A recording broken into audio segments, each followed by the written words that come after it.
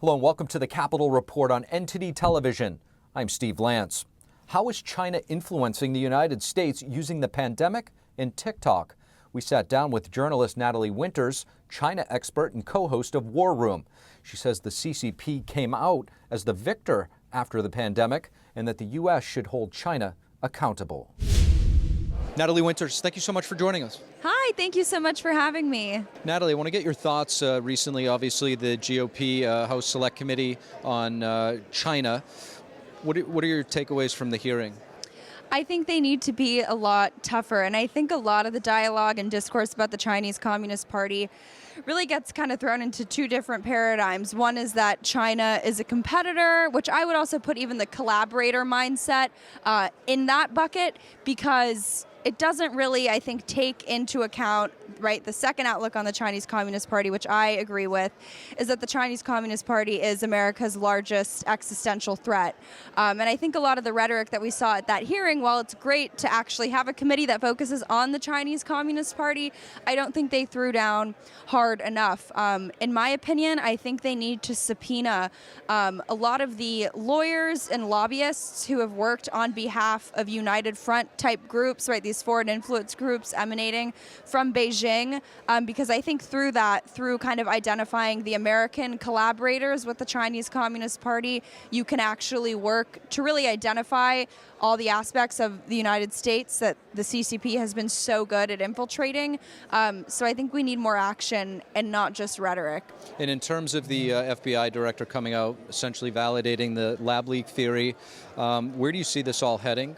So that was a very interesting interview, not just because the timing of it, in part, about 2 to 3 years late after outlets like yours and mine have been talking about the lab leak theory for so long, but as someone who pays very, very close attention to the words, right, that these people use in their interviews, it was very, very telling to me that Chris Wray used the word incident as opposed to accident to describe what went down at the Wuhan Institute of Virology, because most of the people in the establishment who kind of come around and actually embrace the lab leak theory, they call it an accident, right? They suggest that the Chinese Communist Party didn't intentionally release COVID-19. Whereas if you call it an incident, right, that's sort of leaving open, I would argue, the possibility that COVID-19 was intentionally released as a bioweapon, which is certainly the thesis that we hold over at War Room. So I think that is a very, very, very interesting.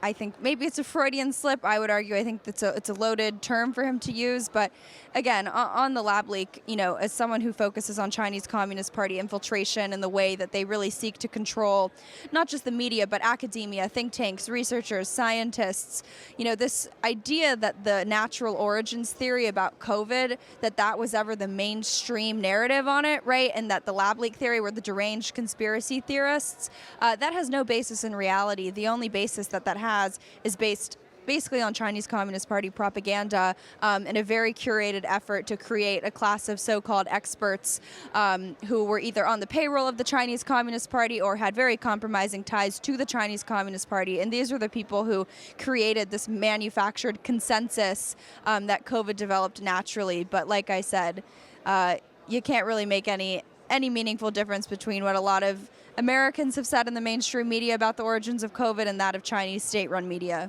So one thing that wasn't an accident, I want to get your thoughts on it, and it seems like it's been overlooked from the beginning, is the fact that the CCP allowed travel in and out of China, or specifically out of China, not even into China, while shutting everything down domestically.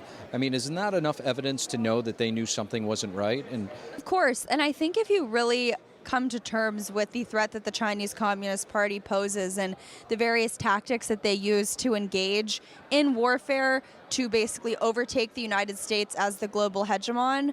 And of course, they prefer tactics like infiltration as opposed to invasion. But, don't discredit the both unconventional but also unrestricted warfare, right? The people's war that they've waged against the United States. And obviously information warfare, legal warfare, media warfare, psychological warfare are very important components of that.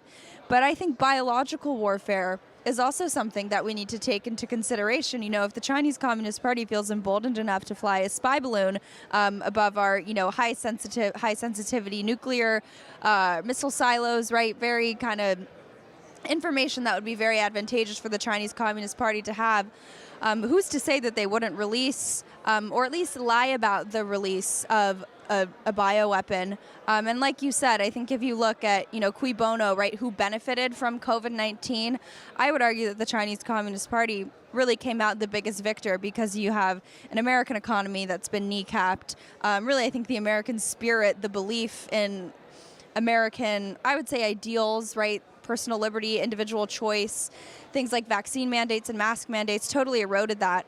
And I think the Chinese Communist Party model of authoritarianism and state control really extended and amplified and broadened in terms of its application and usage throughout the COVID-19 pandemic. So I think it was a big win for the Chinese Communist Party. Natalie, there's been a lot of call right now.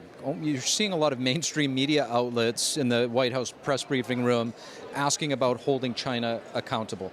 I'm curious what your thoughts are as to what that actually looks like, but not only for President Biden, but also for, like you mentioned in the beginning of the interview, members of the GOP Select Committee on China. What does it truly look like? Well, I think that's not just $1 million question, but it's $1 billion or potentially $1 trillion question. I think in terms of confronting the Chinese Communist Party, it's about seizing their assets here in the United States, blocking them from buying any more land that they have, sanctioning some of their highest level officials, not allowing members of the Chinese Communist Party to get their EB-5 visas through that very corrupt process.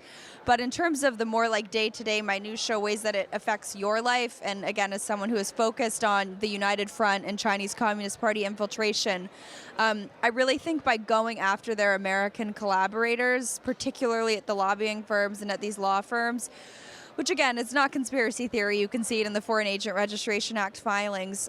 If they were to subpoena those people, so you could really see which journalists were taking free trips to China in exchange for favorable coverage, which think tankers and academics were involved in this kind of pay-for-play scheme, I think you really could start to get to the bottom of CCP influence in the United States, because I think the fundamental issue, and I think where the China Committee maybe sort of lacked, I would say, nuance, is that it's not just about going after the Chinese Communist Party, because the Chinese Communist Party wouldn't really have gotten anywhere in the United States if it weren't for the people who really opened the door for them, right? And the Chinese Communist Party is masterful at identifying kind of the Achilles heel in American society, right? The members of the ruling class who are willing to sell out in exchange for power or money, you name it, blackmail. So I think it's really about not just going after the Chinese Communist Party, but going after their very evil and nefarious counterpart, which is really members of the American establishment, the American ruling class, who are on their payroll either de jure or de facto. And, entities like, the NBA, Wall Street. Just lastly, before we let you go, if you want to expound on that as well, TickTock, where do you see this heading? I love expounding on this. TickTock is one of those issues that I think, the way the mainstream media approaches it, because I feel like they've sort of done a little bit of a 180 right now. They admit that TikTok is really just kind of an intelligence collection service from the Chinese Communist Party, all the way down to, your biometric data and thumbprints. And one way to internalize the TikTok threat is how they shape our perception about the Chinese Communist Party. But I think the considerably more nefarious and dangerous aspect to TikTok is how they're actually influencing our opinion on subjects independent and external of the Chinese Communist Party. And what I mean by that is that you saw in the midterms that TikTok was one of the most prevalent platforms that they used to really mobilize the pro-choice people, the kind of hardcore abortion activists, right? That was how they were getting all these protesters to go outside the houses and homes of Supreme Court justices and really gather. And of course, they spread, I would argue, really just degenerate and backwards views on gender and transgenderism. So I think when you consider, like I was saying before, the different forms of warfare that the Chinese Communist Party engages in, it's not just enough to think of TikTok as information warfare in terms of propaganda about Beijing, but it's information warfare in terms of going after young Americans and having them adopt far left beliefs that I think are very destructive, because at their core, I think a lot of these beliefs are socialist and Marxist. So I think TikTok really is a digital tool to really proliferate communism and socialism, and like I said, these far left kind of deranged social views. Natalie Winters, thank you so much. Thank you so much for having me. Thank you for watching the Capitol Report. If you want to see our full broadcast, check us out at epochtv.com.